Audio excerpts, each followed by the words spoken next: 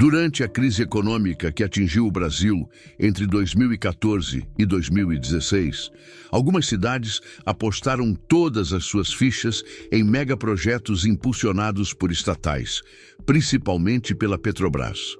Com promessas de desenvolvimento, empregos e uma nova era de prosperidade, esses municípios atraíram investidores, construíram condomínios, expandiram infraestrutura. E então veio o colapso. Obras foram interrompidas, escândalos de corrupção varreram os bastidores e milhares de pessoas foram deixadas para trás, com dívidas, imóveis vazios e sonhos desfeitos. Os números que você verá a seguir representam uma comparação entre antes e depois dessa queda. Mas é importante destacar: o valor do dinheiro hoje não reflete com exatidão o mesmo peso que tinha há 10 anos. Ou seja, os dados financeiros não são perfeitamente proporcionais, mas servem para entender a dimensão do impacto e a estagnação em que essas cidades ainda vivem. Em quarto lugar, Ipojuca, em meio ao cenário de municípios diretamente afetados pela crise econômica entre 2014 e 2016, Ipojuca representa um caso singular. Uma cidade que só não afundou por completo graças ao turismo litorâneo, mas que amargou severamente os efeitos de uma aposta bilionária, mal planejada. Localizada na região metropolitana do Recife, o município abrigou uma das maiores obras da Petrobras, a refinaria Abreu e Lima, cuja execução envolveu bilhões em investimentos e expectativas de transformação regional. Em 2010, a cidade contava com cerca de 80 mil habitantes. Já em 2022, a população subiu para aproximadamente 99 mil, refletindo um crescimento impulsionado pelo complexo industrial portuário de Suape e pela refinaria. O Produto Interno Bruto Municipal, que girava em torno de 7,2 bilhões de reais em 2014, situava Ipojuca entre os 3 maiores PIBs de Pernambuco, superando inclusive capitais de estados vizinhos. Durante os primeiros anos da obra, houve uma explosão no mercado imobiliário. A expectativa de novos postos de trabalho e alto poder aquisitivo atraiu investidores de todo o Brasil. Hotéis foram erguidos, loteamentos vendidos em valores altos e bairros inteiros se expandiram. Mas com a paralisação parcial das obras e os escândalos de corrupção que atingiram a Petrobras, tudo mudou. As construtoras começaram a encerrar contratos, os preços dos imóveis despencaram e muitos empreendimentos foram interrompidos antes mesmo da conclusão. O setor de serviços, que cresceu ao redor do polo industrial, foi diretamente atingido pela retração econômica.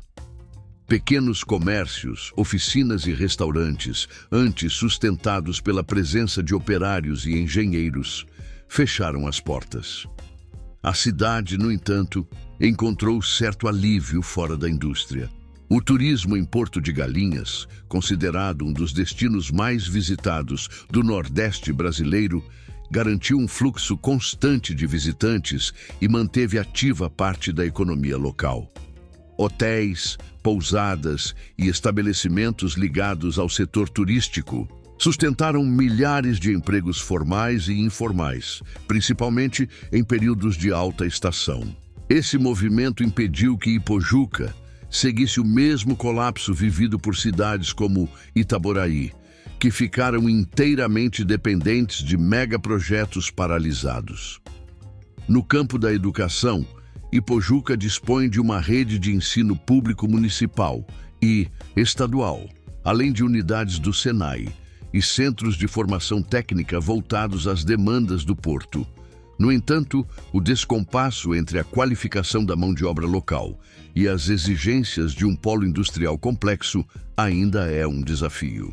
Já na saúde, a cidade possui hospitais e unidades de pronto atendimento, mas enfrenta dificuldades comuns a municípios que cresceram rapidamente em população sem a devida ampliação dos serviços básicos. Filas, carência de profissionais especializados e sobrecarga em unidades centrais. Em resumo, Ipojuca carrega até hoje o peso de uma promessa industrial não cumprida, sustentando parte da sua estrutura econômica no turismo, enquanto lida com as consequências de um ciclo de euforia e abandono.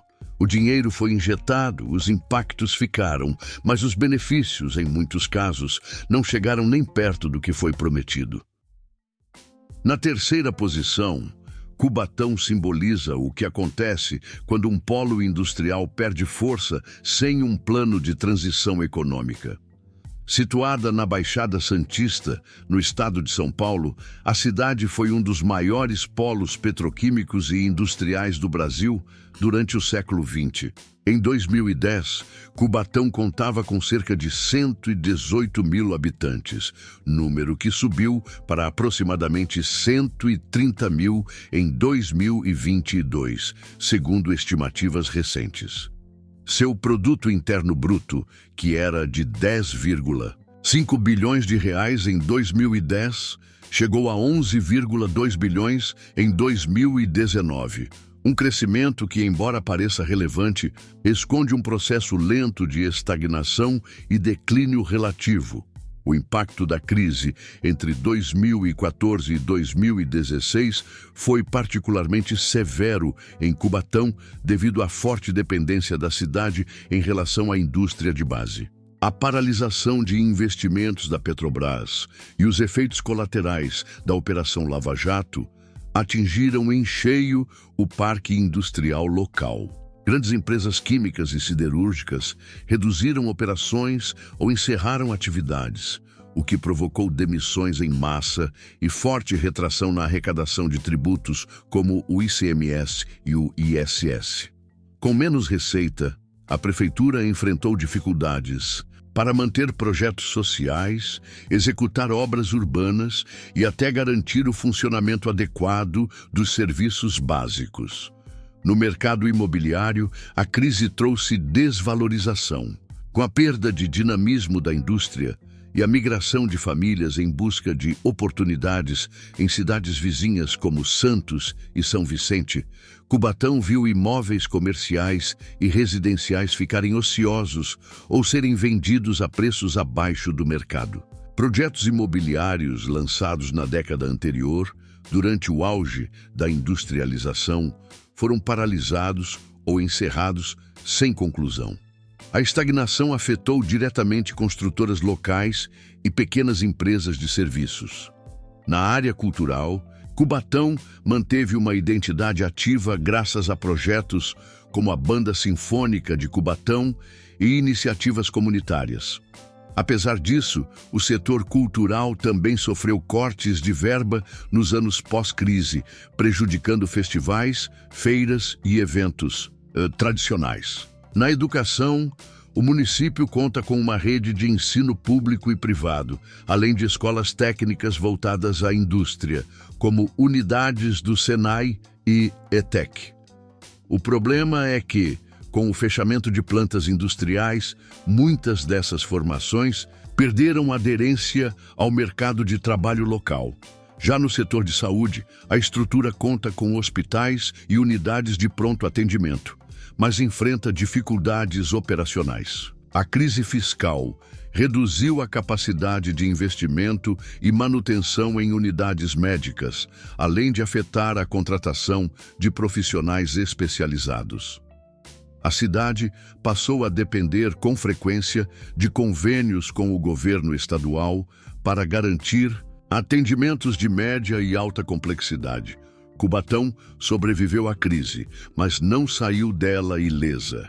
A dependência de um modelo econômico industrial ultrapassado e a falta de uma transição estruturada para outros setores tornaram a cidade um exemplo clássico de como o desenvolvimento mal equilibrado pode se transformar em vulnerabilidade. A cidade ainda tenta se reinventar, mas os sinais da desaceleração continuam visíveis, tanto na paisagem urbana quanto nos números econômicos. O segundo lugar nesta análise fica com Araucária, no Paraná. um município cuja trajetória nos últimos 15 anos esteve profundamente entrelaçada com a presença da refinaria Presidente Getúlio Vargas, conhecida como Repar, da Petrobras. Em 2010, a cidade contava com aproximadamente 119 mil habitantes. Já em 2022, a população havia saltado para cerca de 146 mil moradores.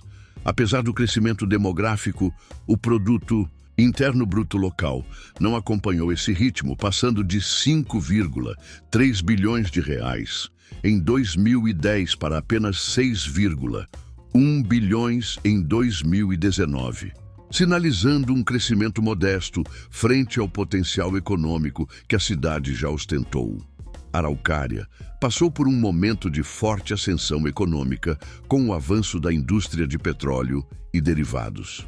A Repar, sendo uma das maiores refinarias da Petrobras no Brasil, empregava diretamente milhares de trabalhadores e movimentava uma ampla cadeia de fornecedores locais. O setor imobiliário acompanhou esse otimismo.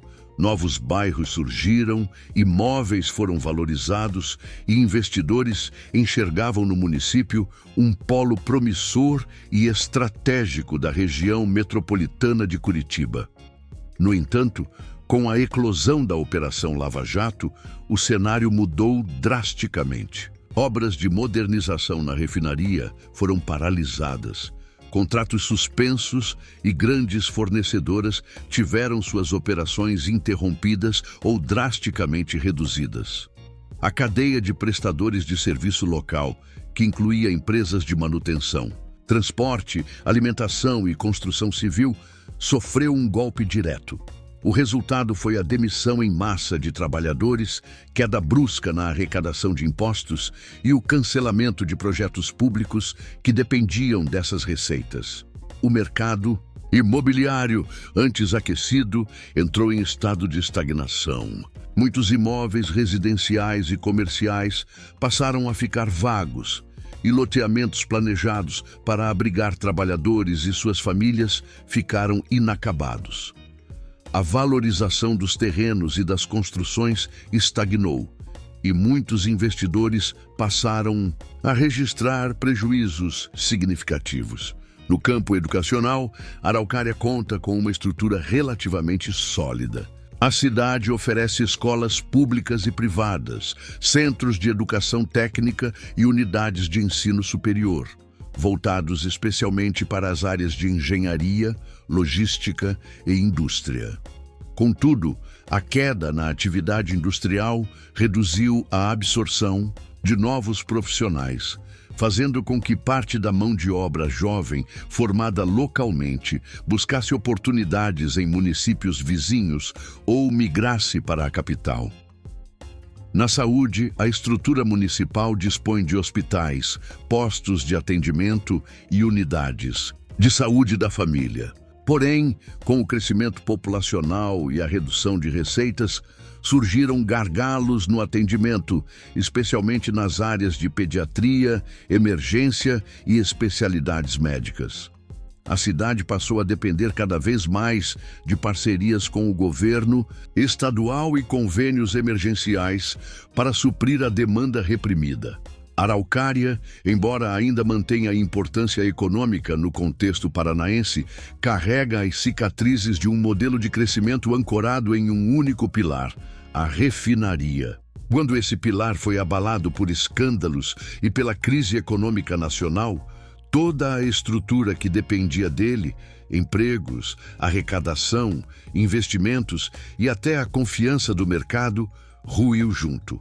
A cidade ainda tenta retomar o rumo com incentivos à diversificação econômica, mas a dependência histórica da indústria pesada continua sendo um obstáculo a ser superado.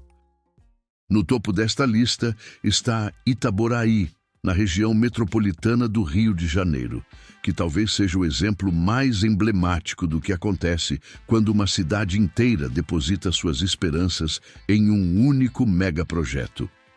Com uma população de 218 mil habitantes em 2010, Itaboraí viu esse número crescer timidamente para cerca de 224 mil até 2022.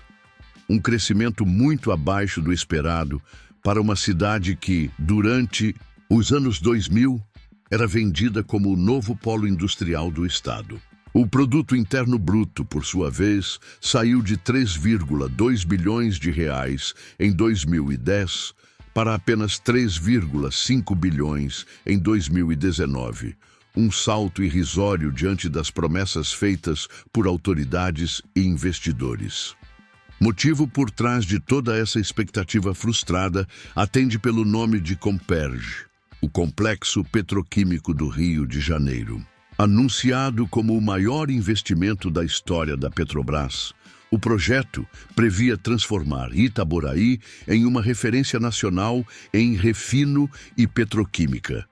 Com um orçamento inicial de 6,1 bilhões de dólares, o empreendimento acabou custando cerca de 47 bilhões de dólares, segundo estimativas posteriores. No entanto, as obras foram interrompidas em 2015, após denúncias de corrupção, superfaturamento e contratos fraudulentos envolvendo empreiteiras e dirigentes da estatal.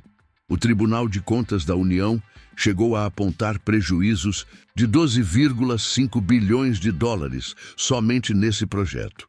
Com a chegada do Comperj, Itaboraí experimentou uma explosão no mercado imobiliário. Terrenos foram loteados às pressas, prédios comerciais e residenciais erguidos em tempo recorde e os preços dos imóveis dispararam. Muitos moradores da cidade foram deslocados ou pressionados a vender suas casas. O comércio local cresceu, impulsionado pela chegada de trabalhadores de outras regiões e pela expectativa de geração de renda. No entanto, com a paralisação das obras, tudo isso ruiu. Apartamentos ficaram vazios, imóveis desvalorizaram até pela metade e milhares de empregos evaporaram da noite para o dia. Alguns bairros planejados transformaram-se em conjuntos abandonados, com ruas desertas e obras pela metade. A cultura de Itaboraí, marcada por igrejas históricas, casarões coloniais e festas tradicionais, permaneceu viva, mas sem o investimento necessário para crescer. A cidade possui uma rede básica de ensino público e algumas instituições privadas, mas enfrenta deficiências estruturais e pedagógicas.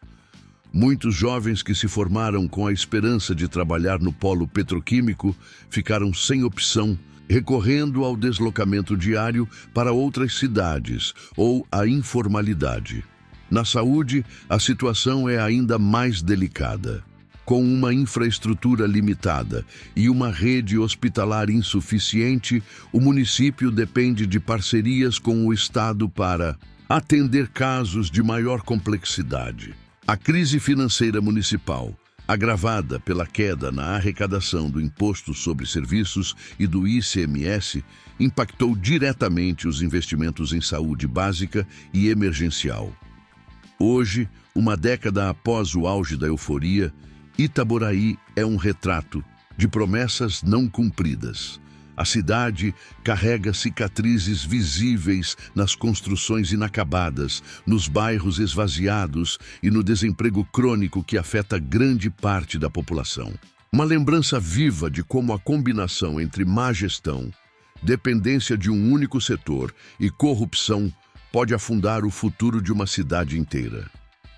Se você achou esse conteúdo relevante e quer ver mais histórias impactantes como essas, não esquece de deixar o like, se inscrever no canal e ativar o sininho. Isso ajuda muito a continuar trazendo vídeos bem pesquisados e com informações que quase ninguém mostra. Até a próxima!